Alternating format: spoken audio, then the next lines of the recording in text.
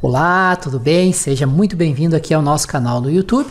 Aqui quem fala é o Júlio Batiste. Eu sou autor de diversos livros na área de informática e criador do site juliobatiste.com.br, a sua sala de aula na internet desde maio de 2000. Aqui no nosso canal do YouTube você encontra novos vídeos todos os dias com aulas relacionadas à informática, sobre os diversos assuntos que estão listados aí na tela.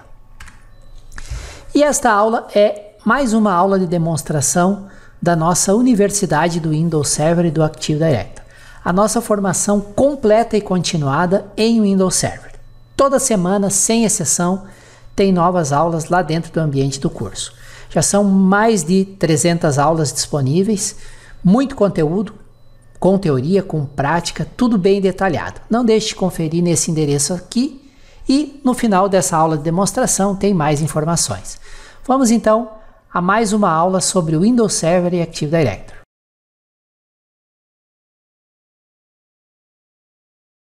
Olá, tudo bem? Aqui novamente o Júlio Batiste e chegamos à nossa última lição desse módulo 2 do nosso curso. Estamos aí numa série de lições sobre os fundamentos do protocolo TCP/IP, porque você, como administrador de redes baseadas no Windows Server, precisa dominar os fundamentos do TCP/IP. Então eu fiz esse módulo para revisar aquele mínimo que todo administrador precisa conhecer para poder seguir para os demais módulos. Relembro mais uma vez que antes de assistir esses vídeos, por gentileza, leiam o PDF do módulo. É muito importante, o aproveitamento de vocês vai ser muito maior. Muito bem, o que eu deixei para essa nossa lição final do módulo? O papel do roteador na conectividade de redes de computadores, entender, vocês já sabem qual é o papel do roteador, mas agora nós vamos detalhar mais, através de exemplos práticos. Vou mostrar, tem uma empresa que tem uma matriz lá em São Paulo, filial no Rio de Janeiro, e um usuário de um computador da rede de São Paulo quer acessar um arquivo numa pasta compartilhada num servidor lá na rede do Rio de Janeiro. Qual é o caminho que os pacotes percorrem? Qual o papel ou quais os papéis do roteador em viabilizar essa comunicação? Aí, através de exemplos, vocês tenho certeza vão consolidar perfeitamente, vão entender exatamente o que é roteamento, como funciona roteamento e qual o papel do roteador em uma rede.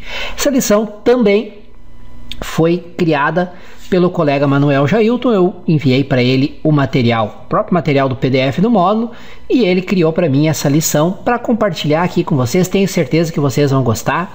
Jailton explicou bem detalhado, bem passo a passo. Em caso de dúvidas, entre em contato comigo ou com o professor Eduardo.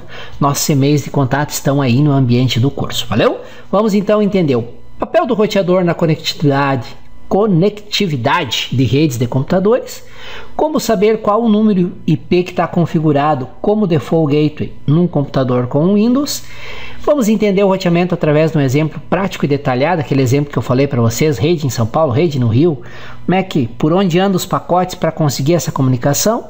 Vamos ter outros exemplos de roteamento e algumas considerações finais, onde eu vou também explicar o conceito de tabela de roteamento e como você acessar a tabela de roteamento que está no seu computador ou num determinado servidor. Bom, então vamos falar muito sobre roteador e roteamento nesta lição final do módulo. Um excelente estudo a todos. Valeu! Bem, então vamos aqui à lição 4 do capítulo 2. Vamos falar aqui de roteamento e também do roteador.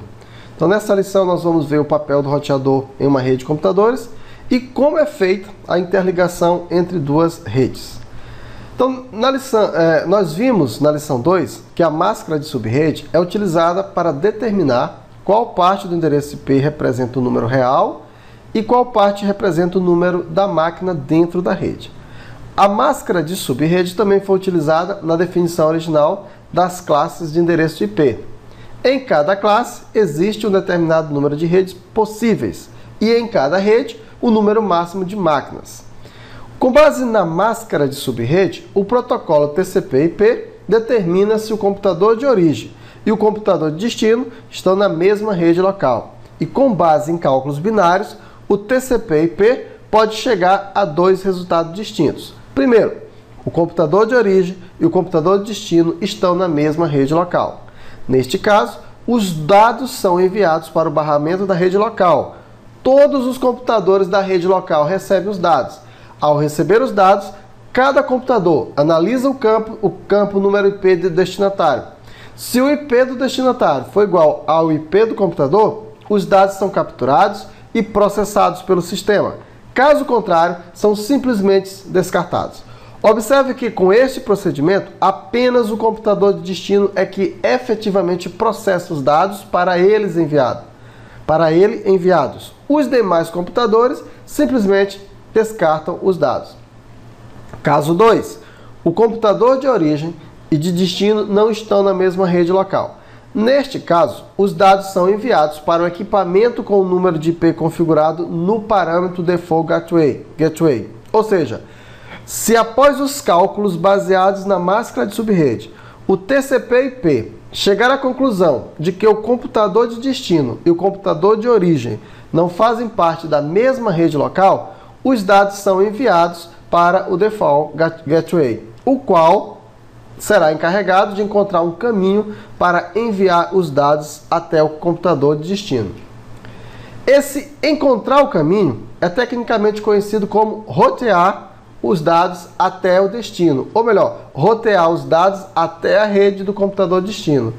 O responsável por rotear os dados é o equipamento que atua com o Default Gateway, o qual é conhecido como roteador. Com isso fica fácil entender o papel do roteador.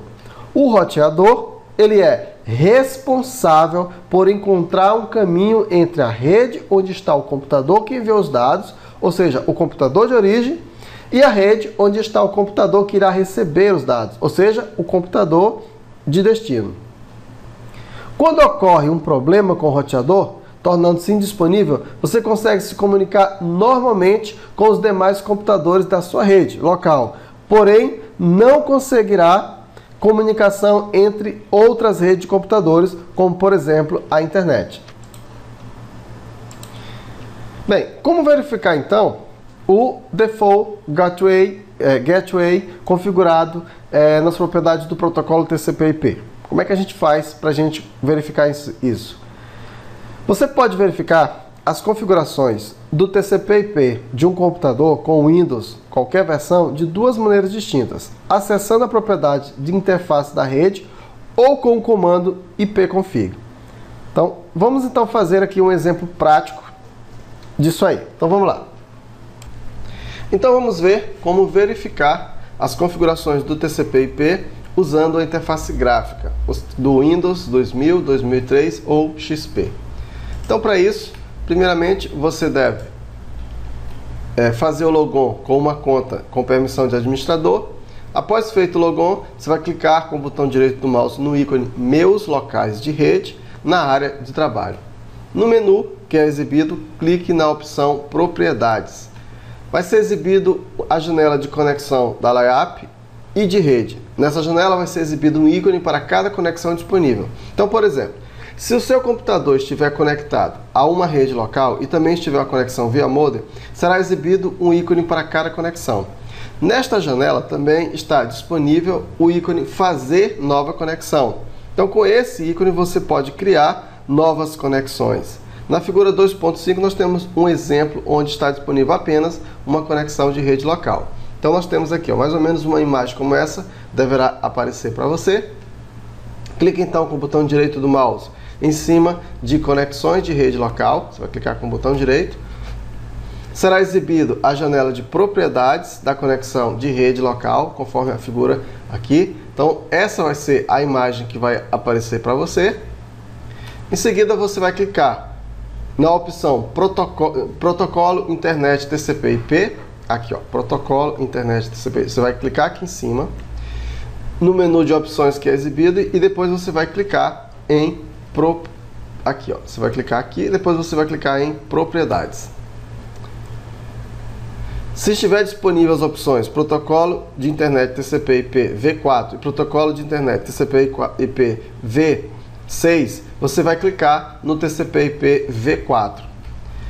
A janela de propriedade do TCP/IP será exibida conforme indicado na figura 2.7. Nessa janela são exibidas informações sobre o número IP do computador, a máscara de subrede, o gateway padrão e o número IP dos servidores DNS, primário e secundário. Se a opção estiver, o endereço IP automaticamente estiver marcado, o computador tentará obter todas as configurações a partir de um servidor DHCP durante a inicialização do Windows.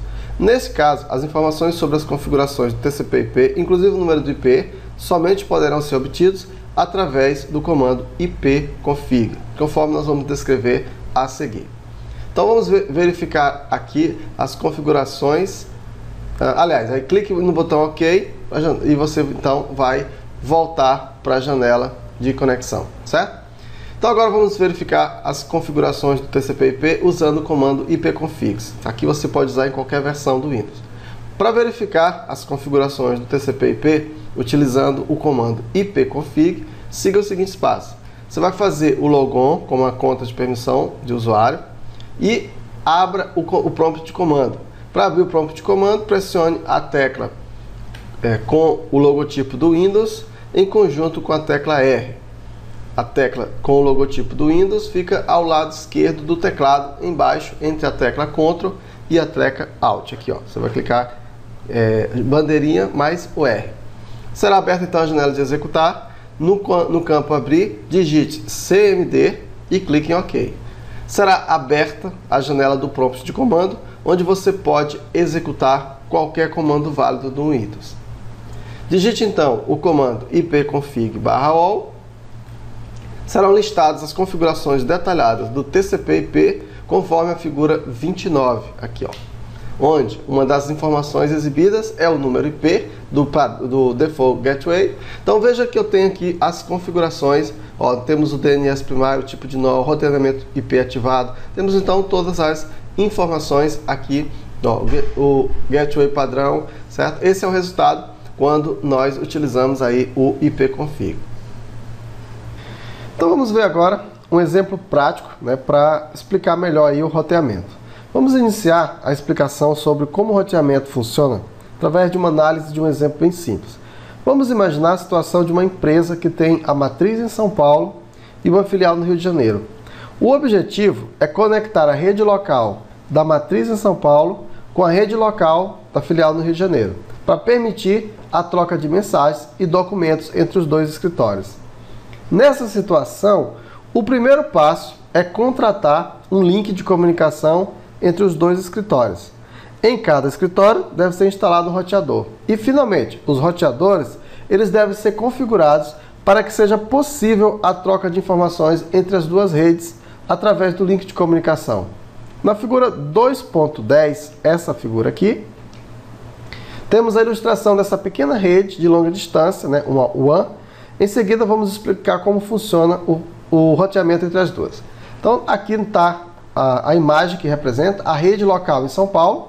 São Paulo 01, nós temos o IP 10.10.10.5, SP02, esse computador, 10.10.10.6. Aqui nós temos o roteador em São Paulo, o modem, o link de comunicação, o roteador no Rio de Janeiro. Observa que esse aqui está o 10.10.30.1, 10.10.30.2, 10.10.20.1 é o roteador.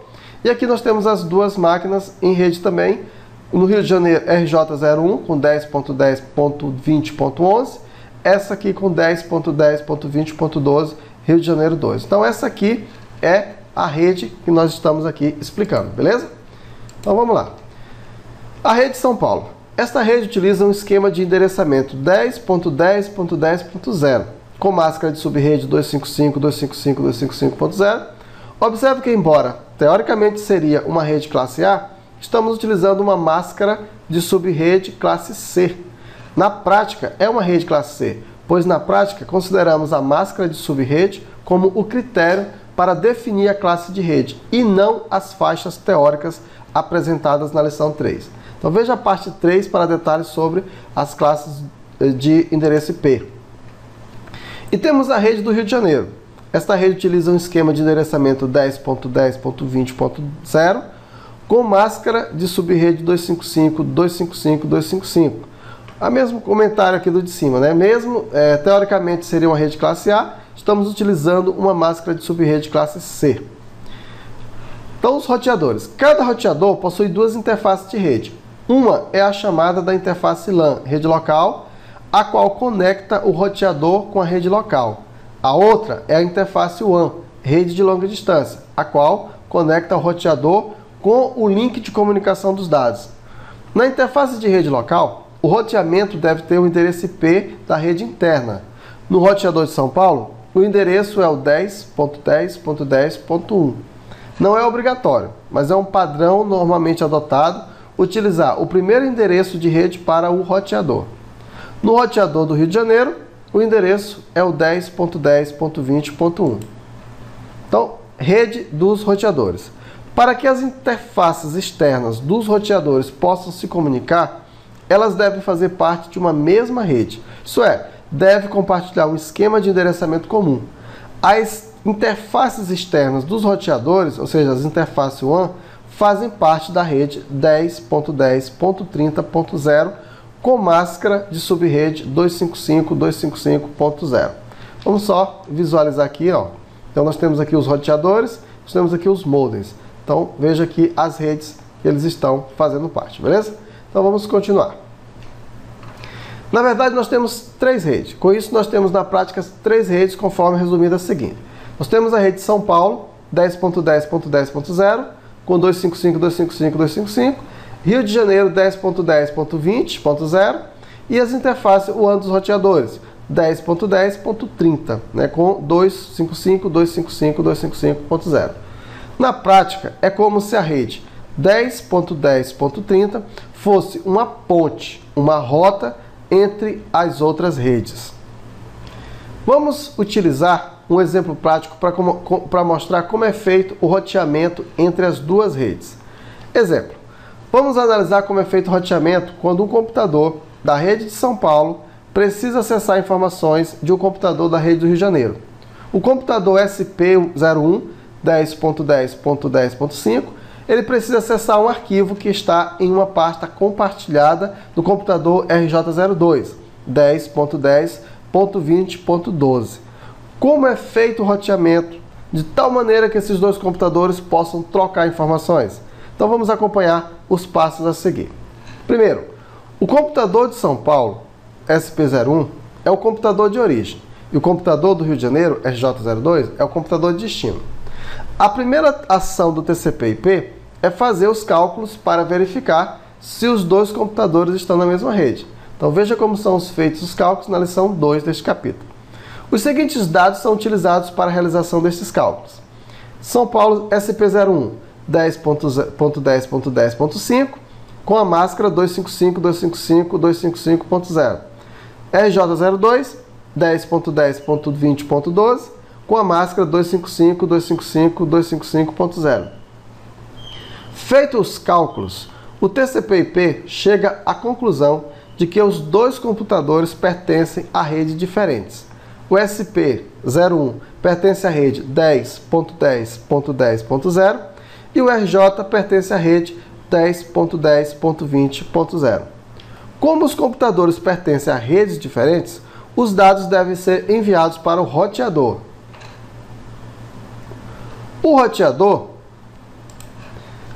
No roteador de São Paulo, chega o pacote de informação com o IP destino 10.10.20.12. O roteador precisa consultar a sua tabela de roteamento, assunto da lição 5, para verificar se ele consegue um caminho para a rede 10.10.20.0.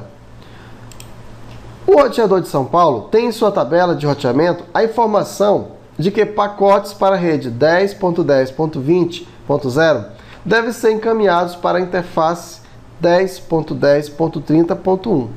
É isso que ele faz, ou seja, ele encaminha os pacotes através da interface de WAN 10.10.30.1. Os pacotes de dados chegam na interface 10.10.30.1 e são enviados através do link de comunicação para a interface 10.10.30.2 do roteador do Rio de Janeiro. No roteador do RJ, entrega o pacote de informações com IP de destino 10.10.20.12. O roteador precisa consultar a sua tabela de roteamento, assunto da lição 5, e verificar se ele reconhece o caminho para a rede 10.10.20.0. O roteador do Rio de Janeiro tem em sua tabela de roteamento a informação de que pacotes para a rede 10.10.20.0 devem ser encaminhados pela interface de LAN 10.10.20.1, que é a interface que conecta o roteador à rede local 10.10.20.0. O pacote é enviado através da interface 10.10.20.1 para o barramento de rede local. Todos os computadores recebem os pacotes de dados e os descartam, com exceção do computador 10.10.20.12, que é o computador de destino.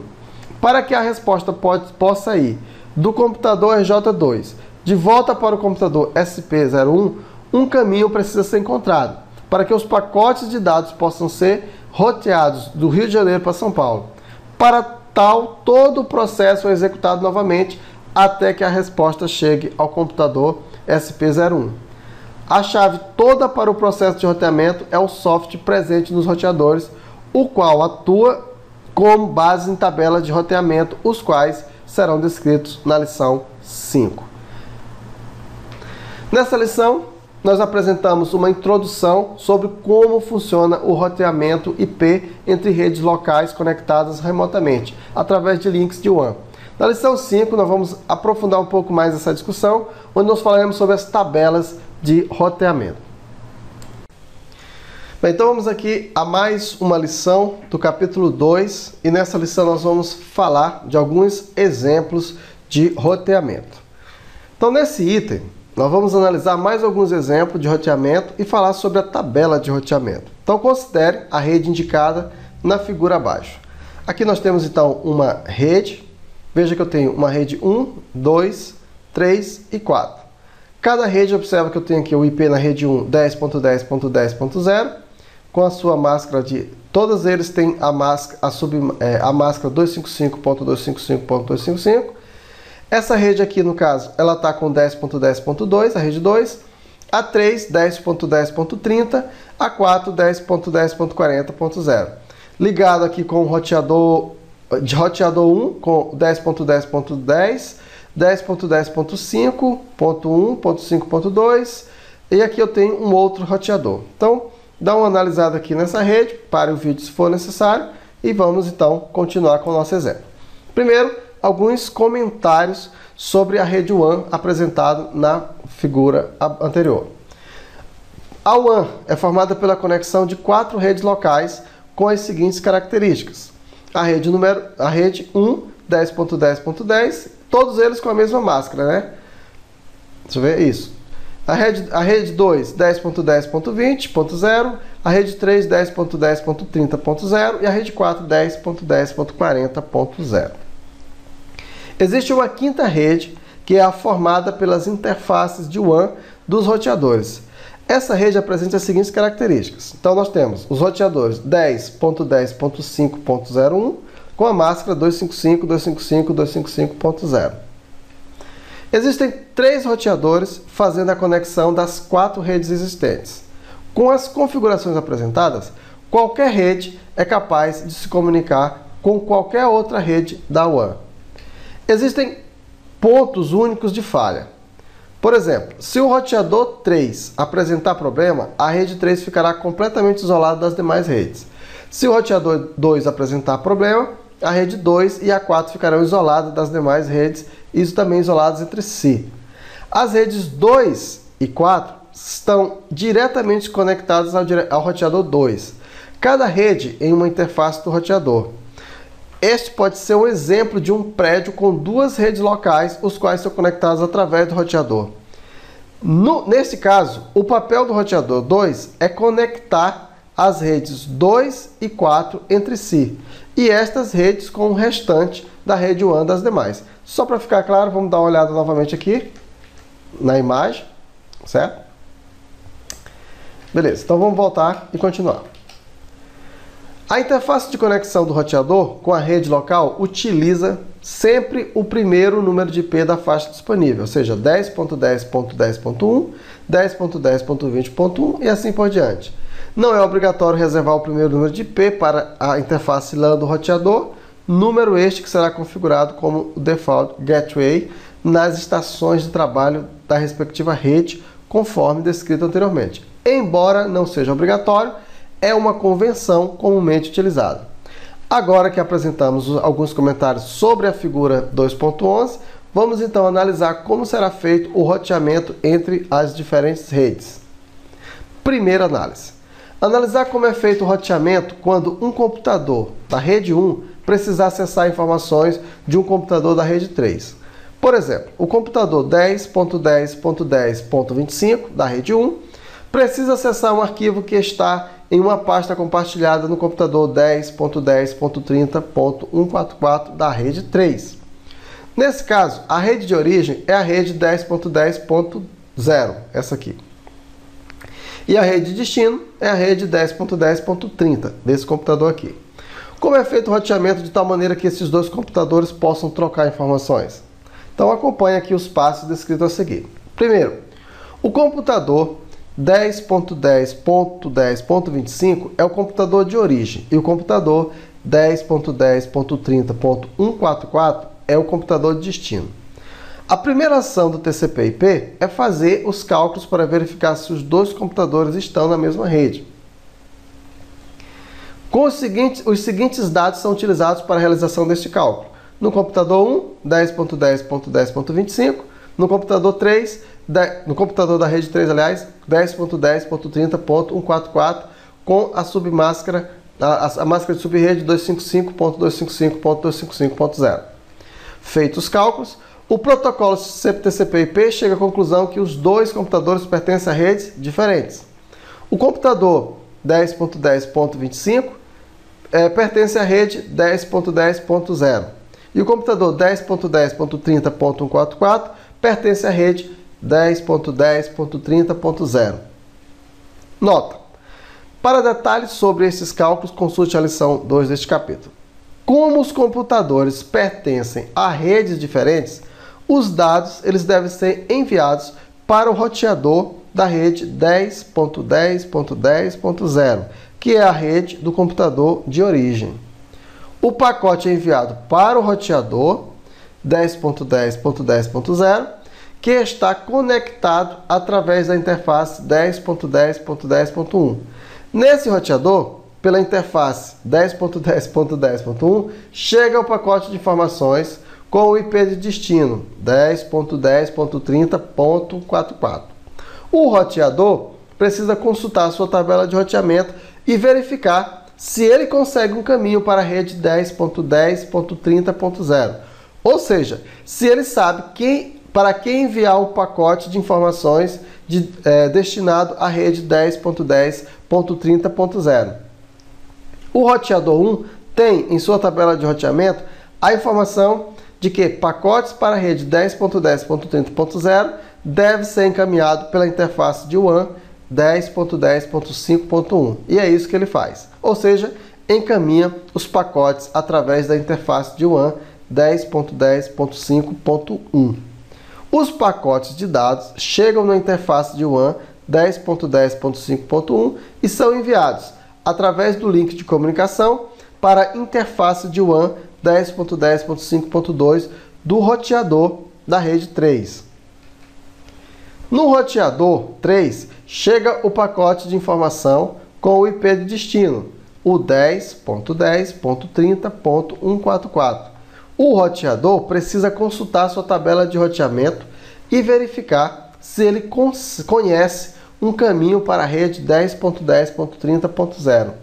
O roteador 3 tem em sua tabela de roteamento a informação de que pacotes para a rede 10.10.30.0 devem ser encaminhados pela interface de LAN 10.10.30.1, que é a interface que conecta o roteador 3 à rede local 10.10.30.0. O pacote é enviado através da interface 10.10.30.1 para o barramento da rede local. Todos os computadores recebem os pacotes de dados e os descartam, com exceção do computador 10.10.30.144, que é o computador de destino. Para que a resposta possa retornar ao computador 10.10.30.144, para o computador 10.10.10.25, um caminho de volta precisa ser encontrado. Para que os pacotes de dados possam ser roteados da rede 3 para a rede 1, o caminho de volta no nosso exemplo, todo o processo é executado novamente, até que a resposta chegue ao computador 10.10.10.25. A chave toda para o processo de roteamento é o software presente nos roteadores, o qual atua com base na tabela de roteamento. Segunda análise. Analisar como é feito o roteamento quando um computador da rede 3 precisa acessar informações de um computador da rede 2. Por exemplo, o computador 10.10.30.25 da rede 3 precisa acessar uma impressora que está compartilhada no computador 10.10.20.144 da rede 2. Nesse caso, a rede de origem é a 10.10.30.0 e a rede de destino 10.10.20.0.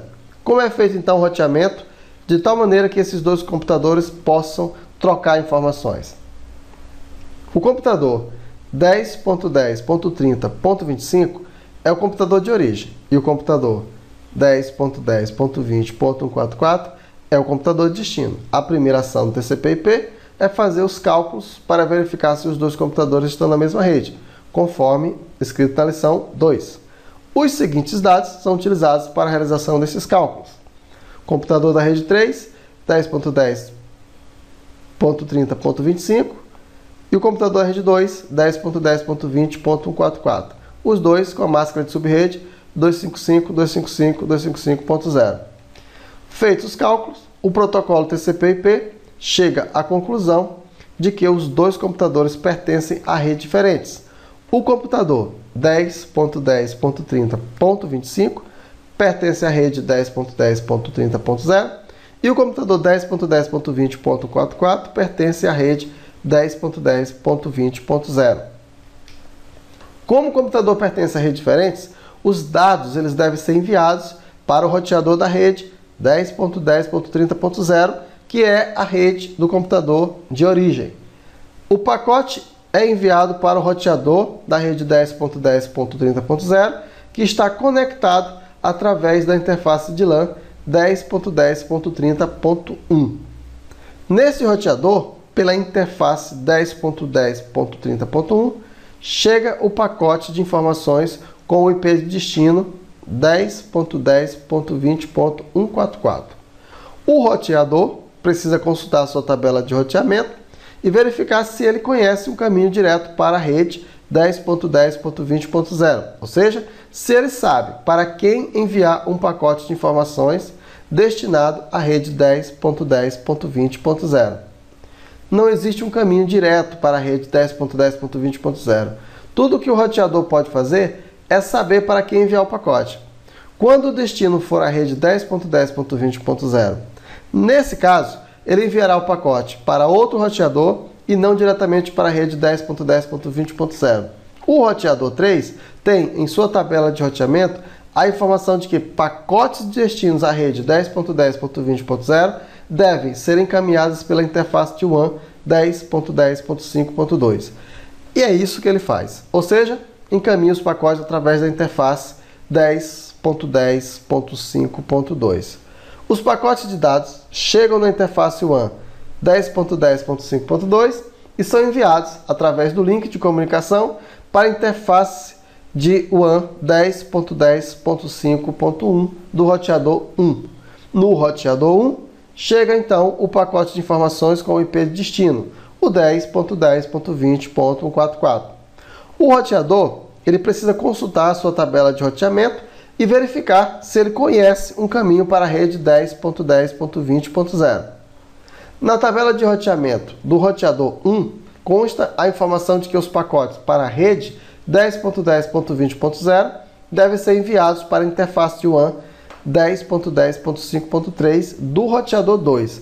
É isso que ele faz, ou seja, roteia, encaminha o pacote para a interface de WAN 10.10.5.3. O pacote chega à interface de WAN do roteador 2. O roteador 2 tem em sua tabela de roteamento informações de que pacotes para a rede 10.10.20.0 devem ser encaminhados pela interface de LAN 10.10.20.1, que é a interface que conecta o roteador 2 à rede local 10.10.20.0. O pacote é enviado através da interface 10.10.20.1 para o barramento da rede local. Todos os computadores recebem os pacotes de dados e os descartam, com exceção do computador 10.10.20.144, que é o computador de destino. Para que a resposta possa retornar o computador 10.10.20.144 para os computadores 10.10.30.25, um caminho de volta precisa ser encontrado. Para que os pacotes de dados possam ser roteados na rede 2 para a rede 3, o caminho de volta no nosso exemplo. Para todo o processo executado novamente, até que a resposta chegue ao computador 10.10.30.25. Algumas considerações sobre o roteamento. A chave toda para o processo de roteamento é o software presente nos roteadores, o qual atua com base na tabela de roteamento, assunto da próxima lição. Ou o roteador sabe entregar o pacote diretamente para a rede de destino, ou sabe para qual roteador enviar. Esse processo ele continua até que seja possível alcançar a rede de destino. Claro que em redes mais complexas pode haver mais de um caminho entre a origem e o destino. Por exemplo, na internet pode haver 2 ou mais caminhos possíveis entre o computador de origem e o computador de destino. Quando o arquivo é transmitido entre os computadores de origem e de destino, pode ocorrer alguns pacotes de informação serem enviados por um caminho e outros por caminhos diferentes. Os pacotes podem, inclusive, chegar fora de ordem no destino. O protocolo TCP/IP é o responsável por identificar cada pacote e colocá-lo na sequência correta. Em uma das próximas lições, você verá que o TCP é que é responsável por fazer esta verificação e colocar os pacotes na sequência correta. Existe um número máximo de roteadores pelos quais um pacote possa passar antes de ser descartado. Normalmente, esse número é de 16 roteadores. No exemplo da segunda análise, cada pacote passa por 2 roteadores até sair de um computador da rede 3 e chegar ao computador de destino, na rede 2. Este passar por 2 roteadores é tecnicamente conhecido como ter um caminho de 2 hops. Um hop significa que passou por um roteador. Diz-se com isso que o caminho máximo de um pacote é de 16 hops. Isso é feito para evitar que pacotes fiquem circulando indefinidamente na rede e congestionem os links de WAN, podendo até paralisar a rede. Uma situação que poderia acontecer por erro nas tabelas de roteamento é o roteador X mandar um pacote para Y, o roteador Y mandar de volta para o X de volta para o Y e assim indefinidamente. Essa situação ocorreria por erro de tabela de roteamento. Para evitar que esses pacotes ficasse circulando indefinidamente na rede, é que foi definido o limite de 16 hops. Outro conceito que pode ser encontrado em relação ao roteamento é o de entrega direta ou entrega indireta. Vamos ainda utilizar o exemplo da figura 2.11, quando os 2 computadores da mesma rede, por exemplo, a rede 10.10.10.0, trocam informações entre si. As informações são enviadas para o barramento de rede local e o computador de destino captura e processa os dados. Dizemos que este é um caso de entrega direta, quando computadores de redes diferentes tentam se comunicar. Por exemplo, um computador da rede 10.10.10.0 e um da rede 10.10.20.0, os pacotes de informação são enviados através dos roteadores da rede até chegar ao destino. Depois a resposta percorre o caminho inverso. Esse processo é conhecido como entrega indireta. Então, conclusão aqui. A próxima lição você irá aprender mais alguns detalhes sobre a tabela de roteamento e analisar uma pequena tabela de roteamento que existe em cada computador com o Windows instalado, qualquer versão. Então, até mais. Bem, então vamos aqui a mais uma lição. Vamos à lição 6 do capítulo 2. E nessa lição nós vamos falar sobre a tabela de roteamento. Vamos aprender o que é um campo de uma tabela de roteamento, fazer análise da tabela de roteamento, o endereço de uma rede local, o broadcast e o multicast. Então vamos lá, vamos iniciar. Na lição 5, eu comentei que toda a funcionalidade de um roteador é baseada em uma tabela de roteamento. Quando um pacote chega em uma das interfaces do roteador, ele analisa a sua tabela de roteamento para verificar se na tabela do roteamento existe uma rota para a rede de destino.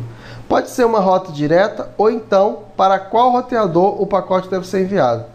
Esse processo continua até que o pacote seja entregue na rede de destino ou até que o limite de 16 hops seja atingido. Então aqui nós temos uma figura que representa aqui uma mini tabela de roteamento. Então você observa que temos aqui o endereço de rede, a máscara, o endereço do gateway, a interface e o custo. E aqui nós temos os respectivos valores, beleza? Então cada linha é uma entrada da tabela. Por exemplo, a linha a seguir é que define o default gateway a ser utilizado. Nessa lição, você vai aprender sobre os campos que compõem uma entrada da tabela de roteamento e o significado de cada campo. Você também vai aprender a interpretar a tabela de roteamento que existe em um computador com Windows, sendo qualquer Windows. Uma entrada da tabela de roteamento possui os campos indicados no esquema da figura 2.13, essa figura aqui, explicado logo em seguida. Então nós temos aqui o seguinte, o Network ID.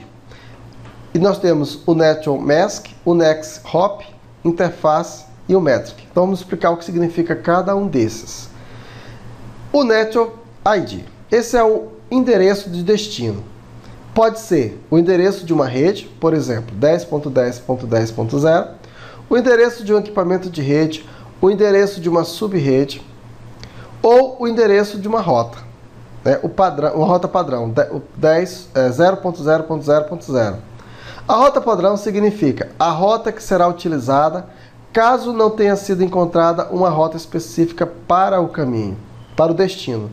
Por exemplo, se for definida que a rota padrão deve ser enviada pela interface com IP 10.10.5.2 de um determinado roteador, sempre que chegar um pacote para o qual existe uma rota específica para o destino do pacote, este será enviado pela rota padrão, que no caso seria a interface 10.10.5.2. Falando de um jeito mais simples, se não souber para onde mandar, manda para a rota padrão. Agora, vamos ver aqui o Network Mask. A máscara de subrede utilizada para a rede destino, o Next Hop, endereço IP da interface para a qual o pacote deve ser enviado. Considere o exemplo a seguir como sendo uma entrada de um roteador com uma interface de WAN configurada com o IP de número 10.200.200.4. Então, está aqui.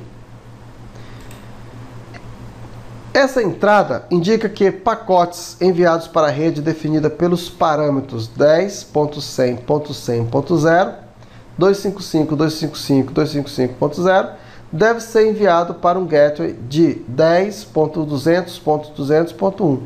E para chegar a este gateway, os pacotes de informação devem ser enviados pela interface 10.10.200.120. Neste exemplo, esta entrada está contida na tabela interna de roteamento de um computador com Windows Server 2008, cujo número IP é o 10.200.200.120. E o default gateway configurado é de 10.200.200.1. Quando este computador quiser se comunicar com um computador da rede 10.100.100.0, será usada a entrada de roteamento descrita nesse item. Nessa entrada, está especificado que pacotes para a rede 10.10.100.100.0 com máscara 255.255.255.0 devem ser enviados para o default gateway, ou seja, o 10.200.200.1, e que este envio deve ser feito através da interface de rede 10.200.200.120, que no nosso exemplo é a placa de rede do computador. Uma vez que o pacote chegou no gateway padrão, na interface de LAN do roteador, o processo de roteamento até a rede de destino, no caso a rede 10.100.100.0, é o processo descrito nas análises, exemplos da lição anterior desse capítulo. Agora que você já conhece os conceitos de tabelas de roteamento e também conhece os campos que formam uma entrada em uma tabela de roteamento, é hora de analisar as entradas de uma tabela de roteamento em um computador com o Windows Server 2008 instalado. Essa análise é válida para qualquer versão do Windows. No Windows Server 2008, o protocolo TCP/IP é instalado automaticamente e não pode ser desinstalado. Esta é uma das novidades introduzidas desde o Windows Server 2003. Ao instalar e configurar o protocolo TCP/IP, o Windows Server 2008 cria, na memória do servidor, uma tabela de roteamento. Essa tabela é criada dinamicamente toda vez que o servidor é inicializado. Ao desligar o servidor, o conteúdo da tabela será descartado para ser novamente recriado durante a próxima inicialização. A tabela de roteamento ela é criada com base nas configurações do protocolo TCP/IP. Existe também a possibilidade de adicionar entradas estáticas. Uma entrada estática fica gravada no HD do computador e será adicionada à tabela de roteamento durante a inicialização do sistema. Interface. É a interface através da qual o pacote deve ser enviado. Por exemplo, se você estiver analisando a tabela de roteamento interna de um computador com o Windows Server 2008, o número IP do campo de interface será sempre o número IP da placa de rede, a não ser que você tenha mais de uma placa de rede instalada. E aí o campo Metric. A métrica é um indicativo de distância da rota entre destino e origem, em termos de hops. Conforme descrito anteriormente, pode haver mais de um roteador entre a origem e o destino. Também pode haver mais de um caminho entre a origem e o destino. Se for encontrado duas rotas para o mesmo destino, o roteamento será feito pela rota menor do valor do Metric. Um valor menor indica normalmente um menor número de hops, roteadores, entre a origem e o destino. Ou seja, além das entradas criadas automaticamente com base nas configurações do TCP/IP, também podem ser acrescentadas rotas estáticas, criadas com o comando route, a qual descreverei mais adiante. Para exibir a tabela de roteamento de um computador com Windows, qualquer versão, você precisa abrir um prompt de comando, digitar o comando indicado a seguir e pressionar route enter, route print. Será exibida uma tabela de roteamento semelhante à indicada na figura 2.13, onde é exibida a tabela de roteamento para um servidor com o número IP 10.204.200.50. Aqui mais aqui, ó. Será exibida uma tabela de roteamento semelhante à indicada na figura 2.13. Então tá aqui, ó. Então essa aqui seria o resultado do comando route print. Vamos analisar cada uma dessas entradas e explicar a função de cada entrada para que você possa entender melhor os conceitos de roteamento. Então, rota padrão, está aqui. Esta é a rota indicada por uma identificação da rede 0.0.0.0 com uma máscara de subrede 0.0.0.0. Quando o TCP/IP tentar encontrar uma rota para um determinado destino, ele percorre todas as entradas da tabela de roteamento em busca de uma rota específica para a rota de destino. Caso não seja encontrada uma rota para o destino, será utilizada a rota padrão. Em outras palavras, se não houver uma rota específica, mande através da rota padrão. Observe que a rota padrão é justamente o gateway padrão da rede, o 10.204.200.1, ou seja, a interface de LAN do roteador da rede. O parâmetro interface 10.204.200.50 é o número IP da placa de rede do próprio servidor. Em outras palavras, se não houver uma rota específica, manda para a rota padrão, onde o próximo hop da rede é o de 10.204.200.1 E o envio para este hop é feito através da interface 10.204.200.50, ou seja, a própria placa de rede do servidor. Este endereço faz referência ao próprio computador. Observe que 10.204.200.50 é o número IP do servidor que está sendo analisado, no qual executei o comando route_print. Essa rota diz que os programas do próprio computador que enviarem pacotes para o destino 10.204.200.50, ou seja, enviarem pacotes para si mesmo, como no exemplo dos dois serviços trocando informações entre si, devem usar como gateway o endereço loopback 127.0.1, através da interface loopback 127.0.1. Essa rota é utilizada para agilizar as comunicações que ocorrem entre os componentes do próprio Windows dentro do mesmo computador. Ao usar a interface do loopback, toda a comunicação ocorre a nível de software, ou seja, não é necessário enviar o pacote através das diversas camadas do protocolo TCP/IP até que o pacote chegue na camada de enlace, ou seja, a placa de rede, para depois voltar. Ao invés disso, é utilizada a interface do loopback para direcionar os pacotes corretamente. Observe que esta entrada tem como máscara de subrede o número 255.255.255.255. Esta máscara indica que a entrada é uma rota para um endereço IP específico, no caso o IP próprio servidor, e não uma rota para o endereço de rede. Endereço da rede local. Essa rota é conhecido como rota da rede local. Ele basicamente diz o seguinte: quando o endereço IP de destino for o endereço da minha rede local, envie as informações através da minha placa de rede.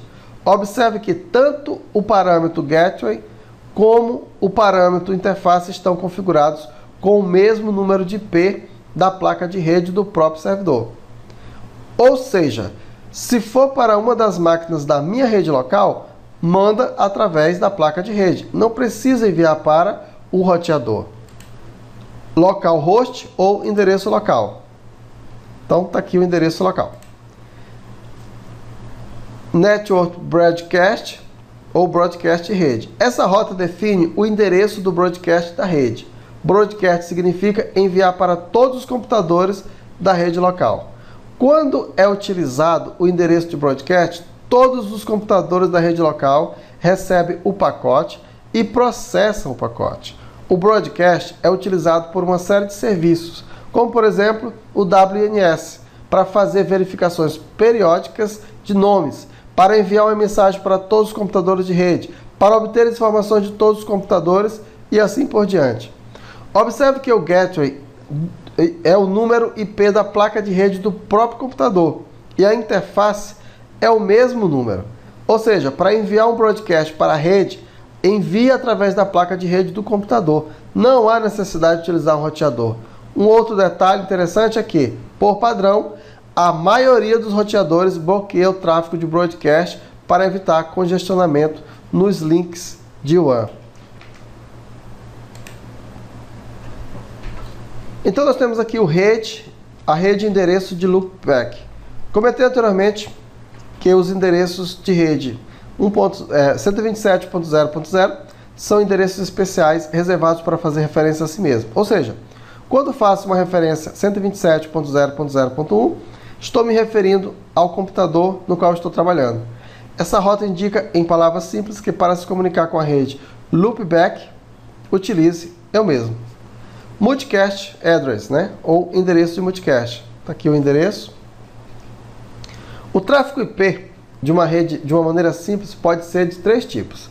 Unicast é o tráfego direcionado para o mesmo IP definido, para um número IP definido, ou seja, para um destinatário definido por um número IP. Broadcast é o tráfego dirigido para todos os computadores de uma ou mais redes. E tráfego multicast é o tráfego direcionado para um grupo de computadores, os quais estão configurados e inscritos para receber o tráfego multicast. Um exemplo prático de utilização de multicast é para uma transmissão de vídeo através da rede. Vamos supor que de uma rede de 1000 computadores, apenas 30 devem receber um determinado arquivo de vídeo com um treinamento específico. Se for um tráfego unicast, serão transmitidas 30 cópias do arquivo de vídeo, o qual já é um arquivo grande. Uma cópia para cada destinatário. Com o uso do multicast, uma única cópia é transmitida através do link de WAN e o tráfego multicast, com base no protocolo IGMP, entrega uma cópia do arquivo apenas para os 30 computadores devidamente configurados para receber o tráfego multicast. Essa rota define que o tráfego multicast deve ser enviado através da interface de rede, que é o número IP da placa de rede do servidor. Lembrando da lição 3, quando falei sobre classes de endereços. A classe D é reservada para o tráfego multicast com IPs, iniciando no primeiro número a partir de 224. Broadcast limitado. Esta é uma rota utilizada para o envio de broadcast limitado. O endereço de broadcast limitado é formado por todos os 32 bits do endereço IP sendo iguais a 1. 255, 255, 255, 255. Esse endereço é utilizado quando o computador tem que fazer o envio de um broadcast na rede local. O envio do tipo 1 para todos na rede. Porém, o computador não conhece o número de rede local, o Network ID. Você pode perguntar, mas em que situação o computador não conhecerá a identificação da rede local? Por exemplo, quando você inicializa um computador configurando para obter as configurações do TCP/IP a partir de um servidor DHCP. A primeira coisa que esse computador precisa fazer é localizar um servidor DHCP na rede e requisitar as configurações do TCP/IP. Ou seja, antes de receber as configurações do DHCP, o computador ainda não tem o endereço IP e nem máscara de subrede, mas tem que se comunicar com o servidor DHCP. Essa comunicação é feita via broadcast limitado, onde o computador envia um pacote de formato específico, chamado de DHCP Discover, para tentar descobrir um servidor DHCP na rede. Esse pacote é enviado para todos os computadores. Aquele que for um servidor DHCP irá responder à requisição do cliente. Aí o processo de configuração do DHCP continua, até que o computador esteja com as configurações do TCP/IP definidas, configurações estas obtidas a partir do servidor DHCP. Então vamos aqui à conclusão. Nessa lição você aprendeu sobre as entradas de uma tabela de roteamento, também fiz uma descrição dos campos que contém uma entrada e, por fim, descrevi as diversas entradas de uma tabela de roteamento em um computador com Windows instalado. Na próxima lição, você vai aprender sobre a divisão de uma rede em subredes, assunto conhecido como subnetting. Então, até mais. Agradeço por ter assistido o vídeo até o final e lembrando sempre que todas as videoaulas, todas as lições sobre o Windows Server estão disponíveis na playlist que pode ser acessada através deste endereço aqui. Clicando aqui você vai ter acesso a centenas de vídeos desde o vídeo número 1. Lembro também que essa aula é uma aula de demonstração da nossa universidade do Windows Server e do Active Directory. É um curso com acesso vitalício, atualizações permanentes, já tem muito conteúdo lá dentro e toda semana, sem exceção, eu adiciono novos vídeos. Mesmo que você não saiba nada de Windows Server, esse curso foi feito para você, pois vai desde os fundamentos teóricos, instalação, configuração, administração, tem aulas do Server 2012, 2016, 2019 e quando lançarem novas versões a gente vai desenvolver aulas e colocar lá dentro. Toda semana tem aula nova, tá? Existem milhares de vagas, gente, milhares de vagas em aberto no mercado de trabalho para profissionais que dominam o Windows Server e o Active Directory. Faltam profissionais nessa área. E o curso que pode levar você do zero ao profissional por um preço muito em conta, que você pode acessar através desse endereço aqui, é essa nossa universidade do Windows Server e do Active Directory. Tá legal? Dá uma olhadinha lá, somos em 4 autores, sempre desenvolvendo novos conteúdos e colocando lá dentro. E E se você tiver um tempinho para me dar uma ajuda aqui no canal, não esquece de clicar no inscrever-se para se inscrever aí no canal. Se tiver dúvidas, sugestões, críticas, comentários, achou um erro no vídeo, quer relatar, quer elogiar, quer criticar, usa por gentileza o campo comentários que está abaixo do vídeo. Pode demorar um pouquinho, que são centenas de comentários todos os dias, mas eu respondo todos pessoalmente. E me ajude a divulgar essa série de vídeos de demonstração do Windows Server, compartilhando o endereço do vídeo, o endereço da playlist, através das redes sociais. Quanto mais compartilhamento, mais acesso, mais lições gratuitas eu trago aqui para vocês. Valeu e agradeço pelo teu tempo e pela tua atenção e até a nossa próxima lição.